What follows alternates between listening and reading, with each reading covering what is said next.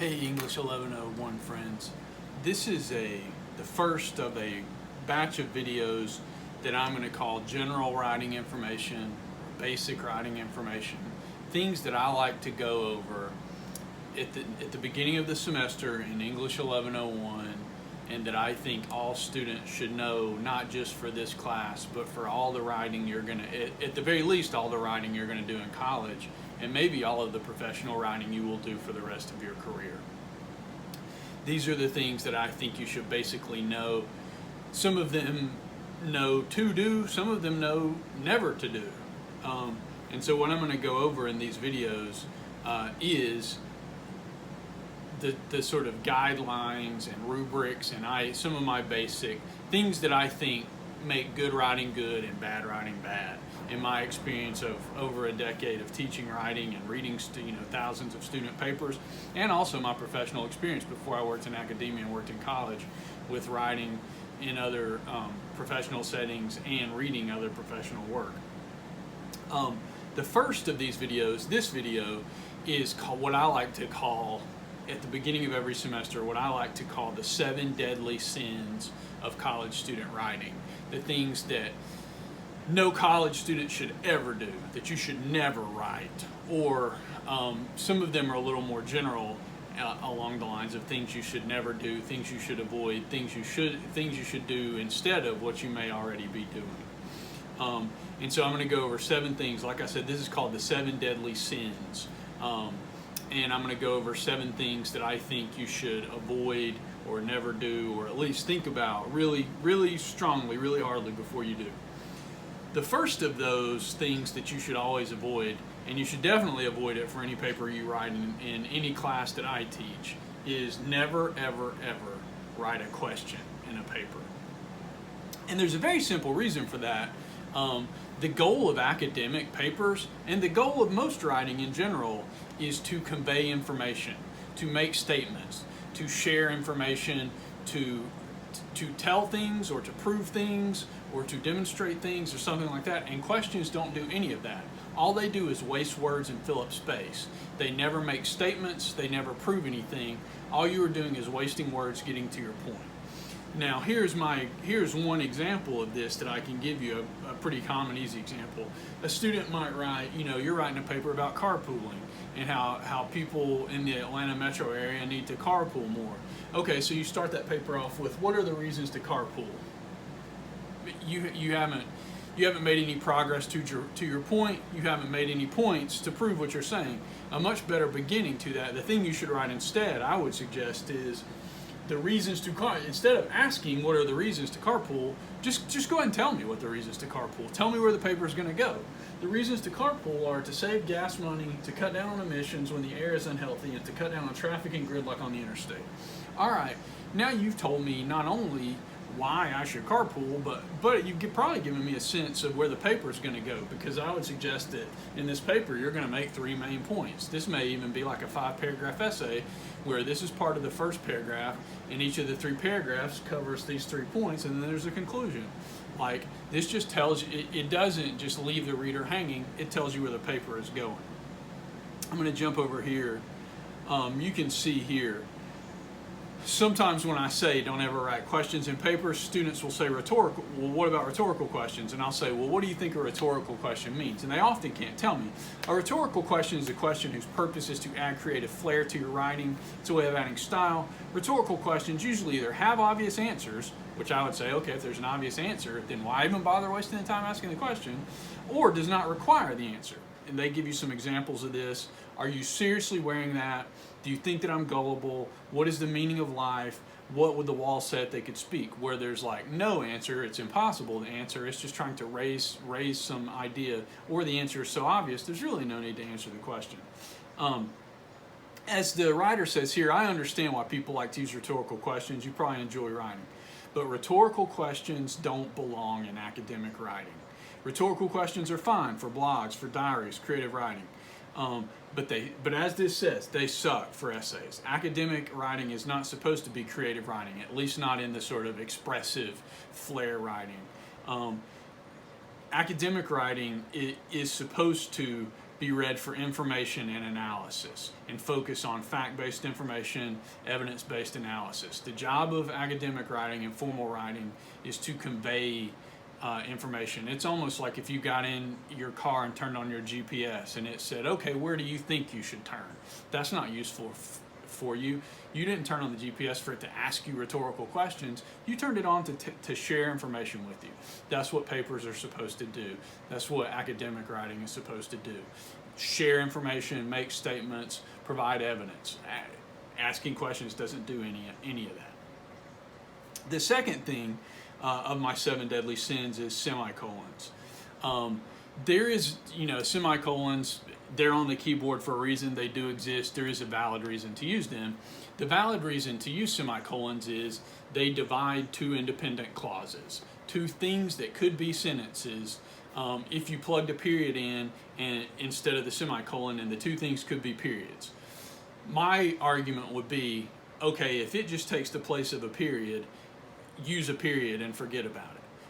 And the reason for that is oftentimes students are confused about what semicolons are for. They think they take the place of a comma, or they don't know what independent clauses are, so they don't know how to tell where a semicolon can go and can't go. Okay, if you don't know, that's fine. Just write a period and move on with your life and forget semicolons exist. You can see right here, James was tired. That could be a sentence by itself. He went to bed. That could be a sentence by itself. So that semicolon is used correctly. So why not just use a period? James was tired, period. He went to bed. Forget semicolons exist, especially if you're confused about how to use them. You don't know what independent clauses are. You think semicolons take the place of commas, and they don't. Just forget they exist. Use a period. Move on. The third of my 7 deadly sins is the ellipses. When I was tired, I got home. ... This is what many students probably call ... That's called an ellipsis. Ellipsis is only for when you quote something and leave out part of the quote, and you use it to show that you're leaving out part of the quote. If you're not quoting anything and you're not leaving out part of the quote, you should never use an ellipsis, especially not in formal academic writing. Because what an ellipsis does is say, there's more here, but I'm not telling you. Well, if there's more here but you're not going to tell me, why not just write a period and stop, or tell me the more? Like, if there's more and it's worth mentioning with an ellipses, then it's worth really mentioning and telling me what the more is.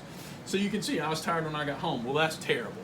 When you got home and a monster killed you and your family, you got home and blacked out and slept for 3 days, like what? You're suggesting something but not telling me. Don't do that. When I was tired when I got home, period. Just stop. I was tired when I got home, so I went to bed. Okay, there's more, and you just told me the more. I was tired when I got home, so I didn't message you back. Again, there's more, and you told me the more. Don't use ellipses unless you're using them in a quote and you're leaving something out of a quote. If there's more and it's important, tell the more. If there's more and it's not worth mentioning, just write a period and stop. Same thing, same basic principle with etc. Or what you might call etc., etc. Same thing. If there's more and it's worth mentioning by saying etc., tell the more, or don't mention it. We bought soda, chips, dip, etc. Okay, you're telling me that there's more, but you're like teasing me. Screw you. You can't know what the more is. No. If it's important enough to mention, tell me. It's almost like when someone comes up to you and is like, oh my God, you're not going to believe what happened yesterday. Oh, I can't tell you. We all hate it when people do that to us, and that's what you're doing with either an ellipses or an etc. Oh, I can't tell you. Well, then don't mention it. Like, if you can't tell me, don't mention it. Just stop, or if it's worth mentioning, tell it to me. We bought soda, chips, dip, and pretzels. Okay, now you've told me the more. We bought soda, chips, and dip. Okay, whatever else it wasn't worth mentioning. You just stopped. We bought soda, chips, dip, and other party supplies. Well, you didn't get into more specifics, but you at least narrowed in what else you bought. So there was more, and you told me at least along the general lines of what the more was, other party supplies. No ellipses, no etc. If it's worth mentioning, it's worth telling. If it's not worth mentioning, just stop. The next one is the word throughout. throughout is a valid word. It's a real word. It does have its uses. In my experience, this is the most misunderstood and most misused and most abused word among college students. And the reason for that is, in my experience, many college students think through and throughout mean the same thing, and so they will choose the bigger word. They think it sounds smarter, so you're going to pick the bigger word. Through and throughout do not mean the same thing, first of all. Throughout means constantly occurring at all times or in every part of. It means everywhere. So in this first sentence, if you say I was sick throughout the day, you were sick from midnight until 11:59 p.m. If you felt better for 5 minutes right around lunchtime, you weren't sick throughout the day, you were sick during the day. Throughout means constantly with no break. No stop, no leaving off. If you were sick throughout the day, you were sick for 24 straight hours, no breaks, not for a second. Throughout means constantly throughout the time period. The other use of throughout is like in this one. There are potatoes throughout this soup. That means like there's every bite you take, there's a potato in it. If you take a bite of this soup and there's no potatoes in it, and you get a bite of the soup and there's not a bite of potato in it, there's not potatoes throughout the soup, there are potatoes in this soup. And so, like, if you say throughout history there were wars, that's not true at all, because there were years and decades when people weren't fighting wars. There were, during history there have been wars, but there haven't been wars throughout history, because there's been times when nobody was fighting a war. Throughout means constantly permeating every part of. Throughout the soup, there's potatoes. Then there better be a potato in every bite, or you're wrong and lying. Okay. So that gives us 1, 2, 3, 4, 5 of my 7 deadly sins. I'm going to jump over here and give us the other 2.